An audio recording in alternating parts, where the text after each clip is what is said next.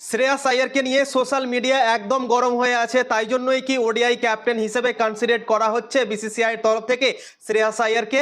সবাই কিন্তু এগুলোই আলোচনা করছে, কেননা এশিয়া কাপে শ্রেয়াস আইয়ারকে দলে নেয়নি এবং সেটার জন্যই পুরো সোশ্যাল মিডিয়া ভাই এখন গরম হয়ে আছে। সোশ্যাল মিডিয়াতে শ্রেয়াস আইয়ারকে নিয়েই আলোচনা হচ্ছে কি এইরকম প্লেয়ারকে কি করে বাদ দিতে পারে, এইরকম পারফরমেন্স করার পরেও যদি সুযোগ না পায় তাহলে কখন সুযোগ পাবে, সেটাই কিন্তু সবাই আলোচনা করছে এবং সোশ্যাল মিডিয়া পুরো একদম গরম হয়ে আছে।